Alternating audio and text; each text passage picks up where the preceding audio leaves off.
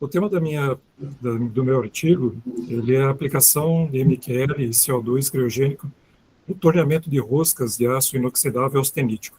Esse aqui é um tema já de um trabalho que estou fazendo já no doutorado, para a minha tese. Comecei com esse trabalho no mestrado e agora estou dando continuidade, né, nesse trabalho de tese.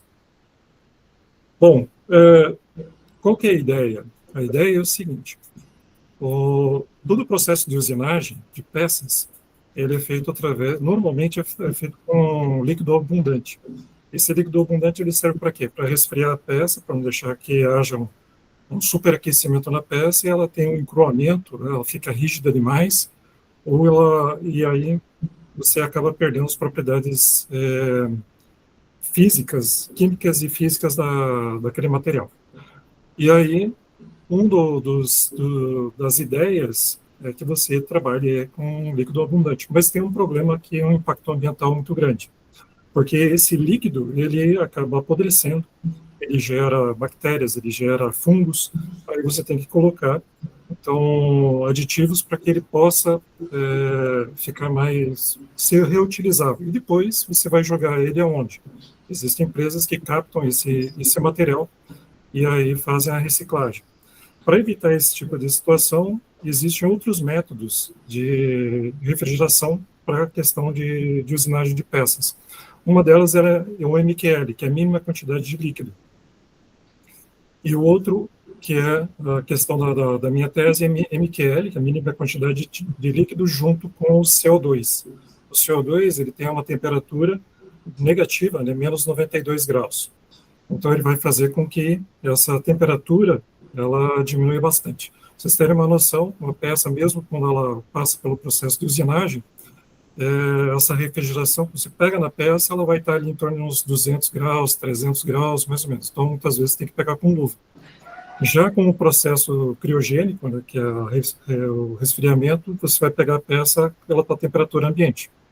Então, uma das ideias é colocar a máquina térmica, não está no meu artigo, mas essa é uma das ideias que eu vou fazer já na minha tese.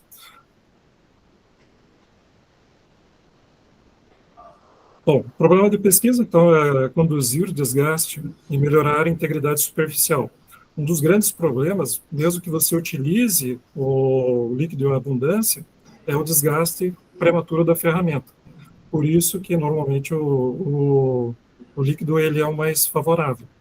Porém, existe um outro agravante, que é o do meu trabalho, do meu artigo, é que, normalmente, para questões já do ramo farmacêutico ou até mesmo aeroespacial, eu não posso utilizar essa quantidade de líquido em abundância, porque na hora que faz a usinagem, ele acaba fundindo e acaba aderindo, tendo uma adesão desse líquido na superfície da peça, que vai ser utilizado, por exemplo, para o ramo farmacêutico.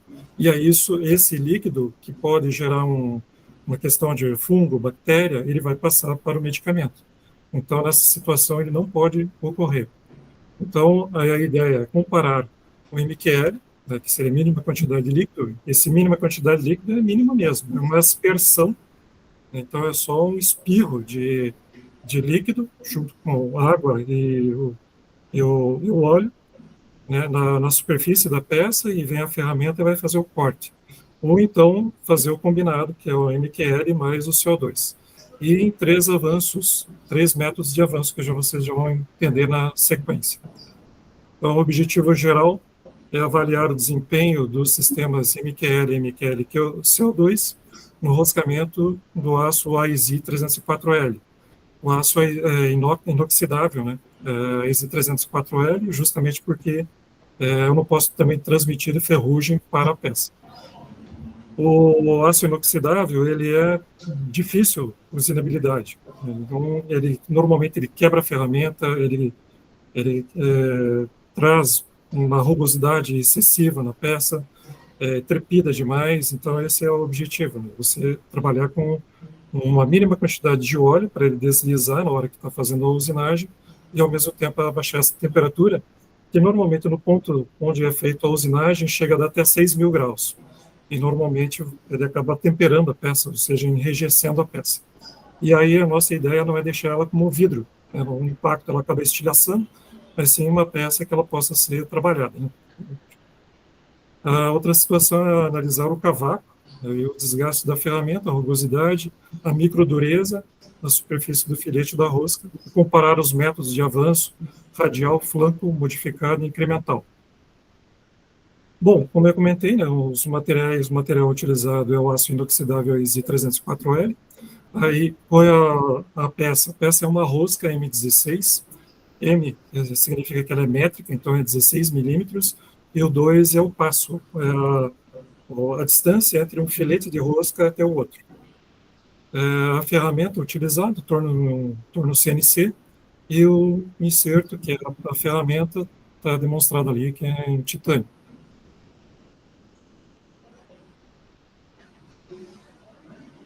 Então, aqui é o sistema de lubrificação. Então, ele vai fazer a lubrificação e refrigeração ao mesmo tempo. Por isso é chamado de lubrificação. Então, aqui está um dispositivo, que é o MQL, e aqui está sendo posicionamento dele, né, o MQL, que vai fazer a aspersão. E nessa tubulação aqui em inox, é onde é jogado o CO2. Aqui está o cilindro do CO2. Aqui é o torno já em movimento, e aqui é a ferramenta, onde ele vai fazer, então, a usinagem. Então, aqui é o desenho esquemático. Então, eu tenho ali o MQL, o sistema MQL é o sistema de refrigeração, né, pós-aspersão. Aqui está o sistema de refrigeração por criogenia, né, ou seja, como jogando o CO2. Aqui são as ferramentas, o posicionamento da ferramenta. Se ela entra diretamente de acordo com o raio da peça, é chamada de radial. Nesse caso, radial, para a gente ter uma noção mais rápida, você está numa sorveteria, vai pegar, então, o teu sorvete. Você tem ali o sorvete, pega a concha, você vai tirando ele pelo raio, então ele vai fazendo tudo aquele bolo. Se eu quiser pegar o mesmo sorvete só pela pontinha, só pela parte da cavidade, né, concavidade da colher, então ele vai ser pela parte de flanco.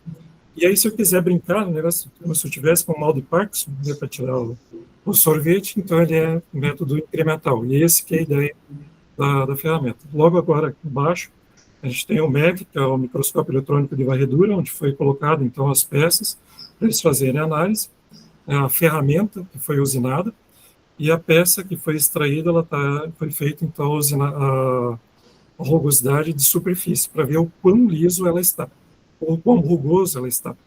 E aí depois ela foi feito um teste de dureza em cada filete de rosca. Aqui é o cavaco, como que foi o resultado desses cavacos. No processo de MQL, ele tem um cavaco como se fosse uma casca de árvore. O formato dele é muito parecido com uma casca de árvore. Lógico, ele é pequenininho. Cavaco é a sujeira, aquilo que você arrancou, aquele material. Já no processo criogênico, ele já forma com uma situação mais bonita, mais limpa, mais precisa. Da mesma forma com o método incremental, em que ele está cortando de um lado e está cortando do outro, né? Eu consigo fazer isso só com o torno CNC, comando numérico computadorizado. Esse é um processo que foi feito apenas com MQL, e aqui com um método bem mais limpo, tem maior estabilidade, já com o CO2. Depois foi feita, então, a comparação, né? Até mesmo teve um aluno ali, bem no início da manhã, o Gustavo, né? Gustavo, ele estava falando sobre a questão estatística, né, dos processos onde ele está fazendo ali, né, comparando lá fora, tentando comparar com aqui em Curitiba, e nessa mesma situação foi feito com a nova, que é a análise da variância, né, o quanto que o sistema está variando, e aí é feito essa tomada de dados. Então, aqui em azul a gente tem o MQL, então, no método radial ele tem uma produtividade muito baixa. Já quando é colocado o CO2, que está em laranja, a produtividade dele já aumenta. Mesmo assim, está muito abaixo, por exemplo, se eu trabalhar com um lado da ferramenta, só com um flanco. Se ele estiver trabalhando com o flanco com MQL e mais o CO2, uma usinagem criogênica, essa usinagem só de um lado da ferramenta já aumenta bastante. Depois, é um método em que eu estou alternando lado direito, lado esquerdo, lado direito, lado esquerdo, isso em milissegundos. Então, a parte incremental ela já é bem superior de todos. E quando eu utilizo com incremental com CO2, a usinagem criogênica ele se torna muito maior e até mesmo há um desgaste de ferramenta e um acréscimo de vida útil na ferramenta. Aqui são os desgastes observados pelo microscópio eletrônico de varredura, e ainda a questão lá da adesão, ou seja, o material ele acaba encruando, ele acaba grudando na superfície da ferramenta, o que faz com que haja vibração, o que faz com que haja também um desgaste maior, prematuro da ferramenta. Ele pode até fraturar a ferramenta, como a gente pode observar aqui na parte de baixo, em que houve, então, uma fratura da ferramenta, né, bem no que a gente chama de nariz, né, da ferramenta. Aqui já é também visto pelo microscópio eletrônico de varredura, a parte de, quando ele é feito radial, a gente consegue ver os raios, né, ou aquela trepidação na ferramenta. Já com o método criogênico, a gente já não consegue enxergar com tanta facilidade.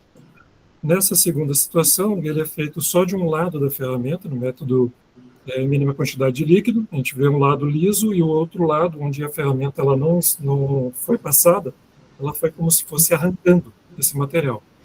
Já com o método de CO2, a gente vê que ela ficou bem mais lisa e na parte da parte onde ele não usinou, não teve ali a situação da usinagem, ele ficou bem mais liso também.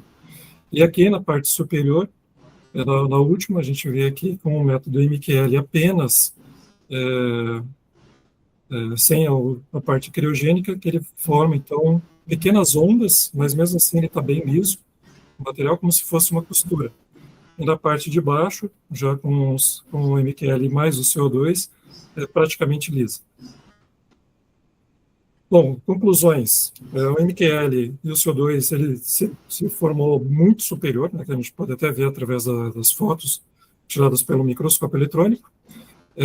O método incremental ele também apresentou maior quantidade de peças, o que melhorou muito o conjunto da obra, né?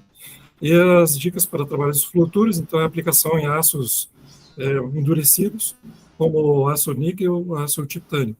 E também variação de geometrias, porque nesse caso eu fiz ali com o trabalho feito com roscas, mas pode ser com outras geometrias de peças também para ter outros parâmetros. É isso. Ótimo, obrigado, Emerson.